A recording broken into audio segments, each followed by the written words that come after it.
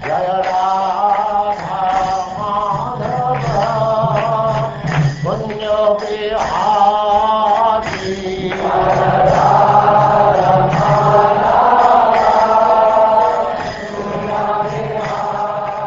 And now chapter 12, Beyond Renunciation and Knowledge.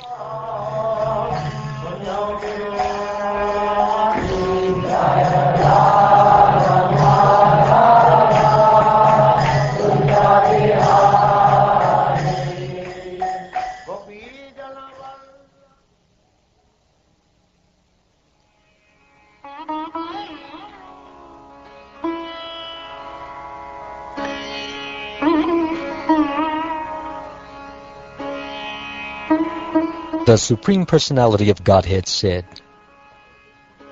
My dear Uddhava, by associating with my pure devotees, one can destroy one's attachment for all objects of material sense gratification. Such purifying association brings me under the control of my devotee. One may perform the Ashtanga Yoga system, engage in philosophical analysis of the elements of material nature, practice non-violence and other ordinary principles of piety, chant the Vedas, perform penances, take to the renounced order of life, execute sacrificial performances, and dig wells, plant trees, and perform other public welfare activities, give in charity, carry out severe vows, worship the demigods, chant confidential mantras, visit holy places, or accept major and minor disciplinary injunctions, but even by performing such activities, one does not bring me under his control. In every yuga, many living entities entangled in the modes of passion and ignorance gained the association of my devotees. Thus, such living entities as the Daityas, Rakshasas, birds, beasts, Gandharvas, Apsaras, Nagas, Siddhas, Charanas, Guhyakas, and Vidyadharas, as well as such lower-class human beings as the Vaishyas, Shudras, women, and others, were able to achieve my supreme abode. Vritrasura, Prahlad Maharaj, and others like them, also achieved my abode by association with my devotees, as did personalities such as Vishaparva, Bali Maharaj, Banasura, Maya, Vibhishan, Sugriva, Hanuman, Jambavan, Gajendra, Jatayu, Tuladada, Dharmavyadha, Kubja, the gopis in Vrindavan, and the wives of the Brahmins who were performing sacrifice. The persons I have mentioned did not undergo serious studies of the Vedic literature, nor did they worship great saintly persons, nor did they execute severe vows or austerities. Simply by association with me and my devotees, they achieved me. The inhabitants of Vrindavan, including the gopis, cows, unmoving creatures such as the twin Arjun trees, animals, living entities with stunted consciousness, such as bushes and thickets, and snakes such as Kaliya, all achieve the perfection of life by unalloyed love for me, and thus very easily achieved me. Even though one engages with great endeavor in the mystic yoga system, philosophical speculation, charity, vows, penances, ritualistic sacrifices, teaching of Vedic mantras to others, personal study of the Vedas, or the renounced order of life, still one cannot achieve me. The residents of Vrindavan, headed by the gopis, were always completely attached to me with deepest love. Therefore, when, along with my brother Balaram, I was brought to the city of Mathura by my uncle Akrura, the residents of Vrindavan suffered extreme mental distress because of separation from me, and could not find any other source of happiness. Dear Uddhava, All of those nights that the gopis spent with me, their most dearly beloved, in the land of Vrindavan, seemed to them to pass in less than a moment. Bereft of my association, however, the gopis felt that those same nights dragged on forever, as if each night were equal to a day of Brahma. My dear Uddhava, just as great sages in yoga trance merge into self-realization, like rivers merging into the ocean, and are thus not aware of material names and forms, similarly, the gopis of Vrindavan were so completely attached to me within their minds that they could not think of their own bodies, nor of this world, nor of their future lives. Their entire consciousness was simply bound up in me.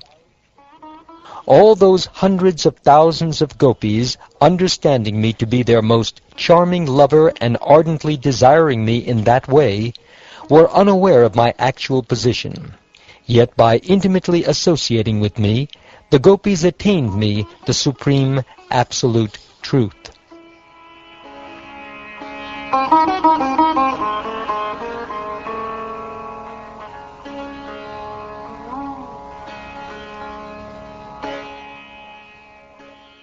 Therefore, my dear Uddhava, abandon the Vedic mantras as well as the procedures of supplementary Vedic literatures and their positive and negative injunctions.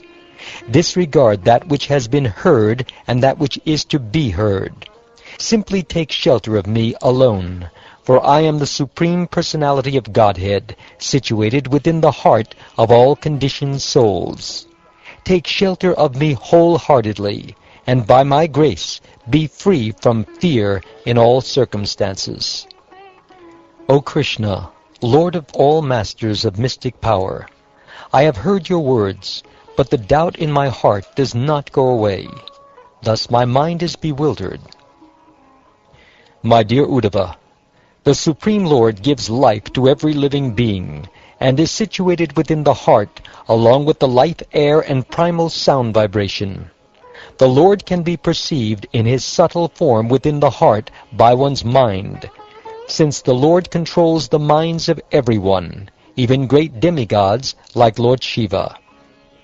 The Supreme Lord also assumes a gross form as the various sounds of the Vedas, composed of short and long vowels and consonants of different intonations.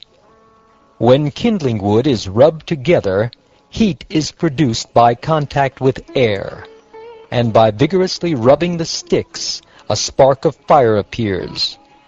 Once the fire is kindled, ghee is added, and the fire blazes. Similarly, I become manifest in the sound vibration of the Vedas. The functions of the working senses, the organ of speech, the hands, the legs, the genital, and the anus, and the functions of the knowledge-acquiring senses, the nose, tongue, eyes, skin, and ears, along with the functions of the subtle senses of mind, intelligence, consciousness, and false ego, as well as the function of the subtle pradhan and the interaction of the three modes of material nature, all these should be understood as my materially manifest form. When many seeds are placed in an agricultural field, innumerable manifestations of trees, bushes, vegetables, and so on will arise from a single source, the soil. Similarly, the Supreme Personality of Godhead, who gives life to all and is eternal, originally exists beyond the scope of the cosmic manifestation.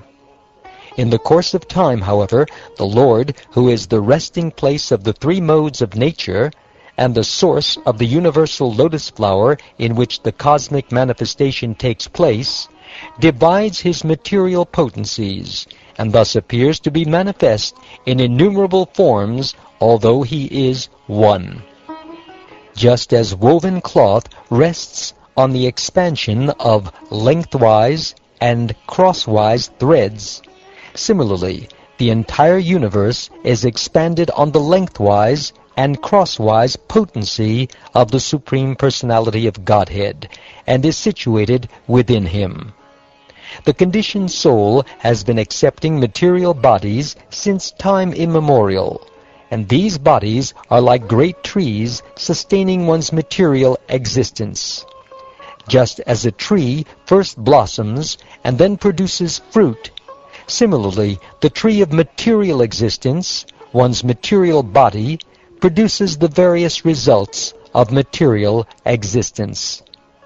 This tree of material existence has 2 seeds, hundreds of roots, 3 lower trunks, and 5 upper trunks. It produces 5 flavors and has 11 branches and a nest made by 2 birds. The tree is covered by 3 types of bark, gives 2 fruits, and extends up to the sun.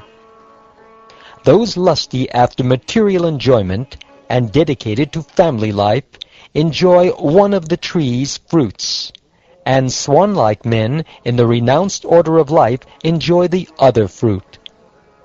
One who, with the help of the bona fide spiritual masters, can understand this tree to be a manifestation of the potency of the one supreme truth appearing in many forms, actually knows the meaning of the Vedic literature. With steady intelligence, you should develop unalloyed devotional service by careful worship of the spiritual master. And with the sharpened axe of transcendental knowledge, you should cut off the subtle material covering of the soul. Upon realizing the Supreme Personality of Godhead, you should then give up that axe of analytic knowledge.